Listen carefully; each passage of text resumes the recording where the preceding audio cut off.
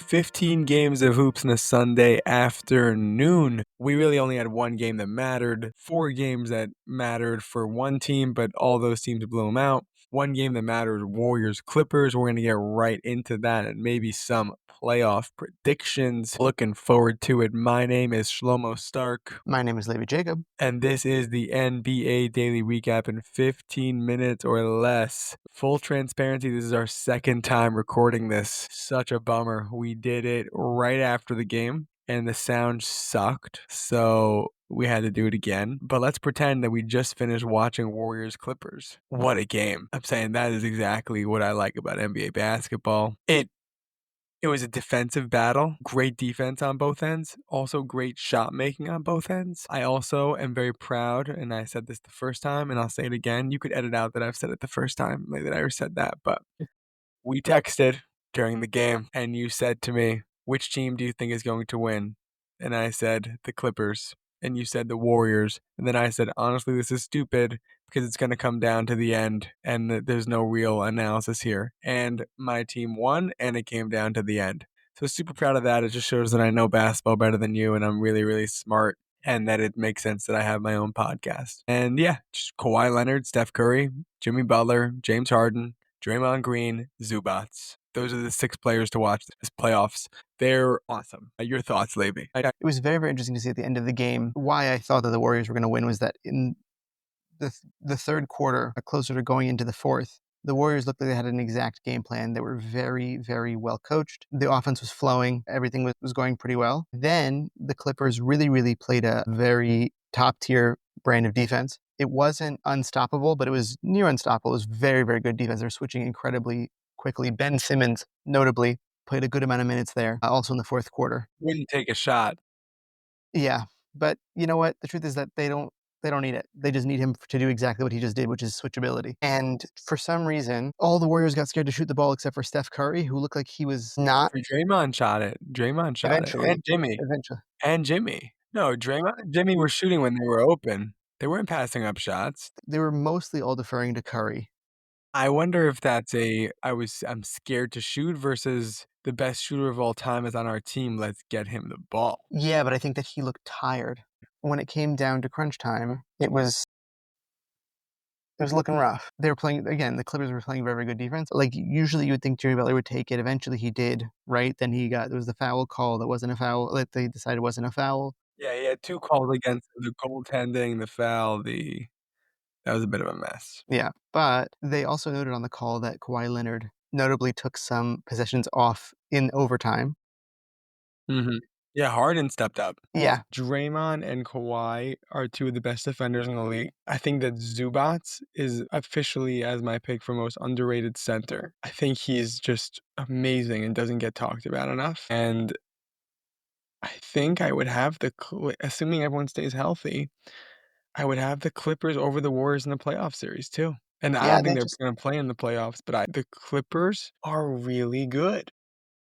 I think it also just demonstrated their depth. Like, they were able to pull guys off the bench where the Warriors really just weren't. Like, they just didn't have bodies to go to who were able to play at that high of a level. Chris Dunn, Bogdanovich, like, it was great. Okay, let's get into the seeding. Let's go through the Eastern Conference playoff bracket. All right, so the 1 seed, Cleveland, 2 seeds, Celtics, 3 Knicks, 4 Pacers, 5 Bucks, 6 Pistons, 7 Magic, 8 Hawks, 9 Bulls, 10 Heat. Let's start with the play-in. Who do you predict is the play-in matchup in the East? Like, who do you think the 7 and 8 is going to be? It's Magic versus Hawks and then Bulls versus Heat. Okay, I think that the Bulls are winning for sure.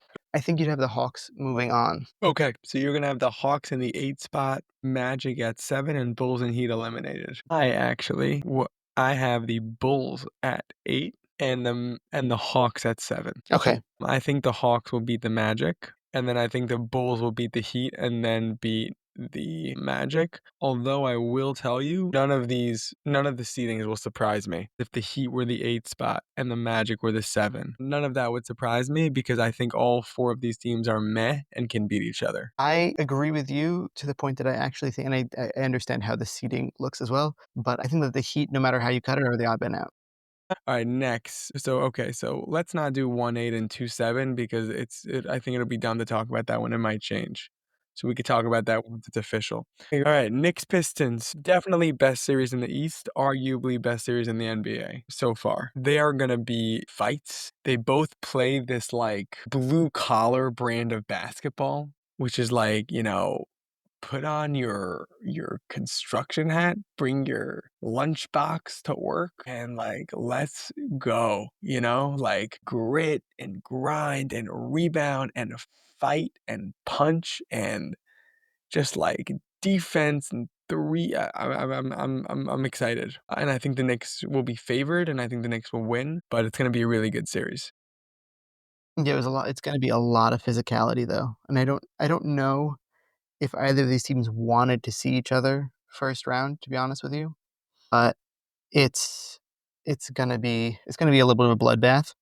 I hope that they can, keep the professionalism up. I hope nobody gets ejected. That'd just be a stupid way to end a series.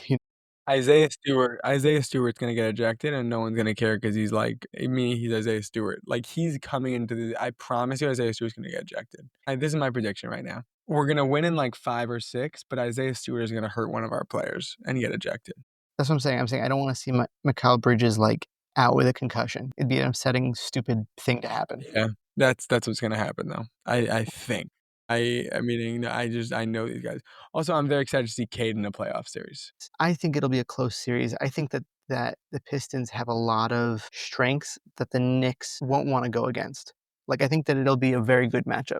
I really think it'll be very close. I have the Knicks in 6, and it's not a close 6. They'll be up 3-1, then they'll tie at 3-2, and then Knicks win in 6.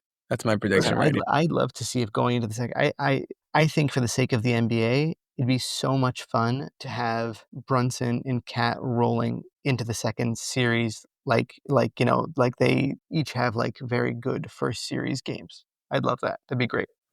That'd be great. That's my prediction. Knicks in 6, and someone gets it. And Isaiah Stewart hurts someone, and it's not a close 6. We're up 3-1, then they win 3-2, and people are like, oh, they have a chance. No, we win 4-2. Okay. Next is Pacers Bucks. This one is, I think that like this is just very much of like Bucks. What do you got? Yeah. Like on paper, Giannis is the best player in the series. They have Dame Lillard, who is like Halliburton's better right now, but Dame has like it's really proven in the playoffs with clutch buckets. That's if he's playing. That's if he's playing, but let's assume everyone's healthy because they're getting like a week's rest now. So I want to just assume everyone's gonna be okay. Well, I don't know about the blood clot situation. I don't know what the deal is with that. I'm not a doctor, but anyway, I think this is gonna be the Pacers are gonna give the Bucks everything they got. They're not gonna be afraid of them, and the Bucks I think it's gonna be about Giannis. Giannis can do this, Like I really want the Bucks to win. So the Knicks will play the winners if the Knicks win, meaning winner of Knicks Pistons plays winners of Cavs, whoever the 8 seed is. Right. And then so I would love because Giannis has the Celtics number. So I would love it if the Bucks beat the Pacers because also the Celtics Pacers series last year was so stupid. Like the Celtics demolished them, and they're both essentially the same team. It's going to be very interesting. What you're saying essentially is that it's Giannis's series to lose, the Pacers Bucks series. Mm-hmm. I think, especially with how Giannis is playing right now, it's really hard to count him out. The Pacers are playing pretty well right now. Like I think that like the only downfall that I can see for the Bucks in this series is just not being able to defend the 3 at all, and the Pacers really can get hot from the perimeter. So like they just outscore them potentially because Giannis can't be everywhere at all times, even though he really is playing out of his mind right now. The only difficulty is that I think that we see this every so often is that if Dame doesn't come back, it kind of hurts the rest of the playoffs to have the player that powers his team through a round and then like doesn't have it for the next round. You know what I'm saying? Mm-hmm. Yeah, it does happen every year. It feels like it happens to the Bucks every year. I think that if Bucks match up against Celtics though, I mean I think that if they make it to the next round and they match up against Celtics, I don't think the Celtics are losing this time. I think the Celtics they have too much going for them. There's too many holes on the Bucks defense and offense for the Celtics not to figure something out in a 7-game series. Okay, that was the NBA Daily Recap in 15 minutes or less. We're going to have another podcast for you talking West playoff predictions plus NBA news. See you shortly.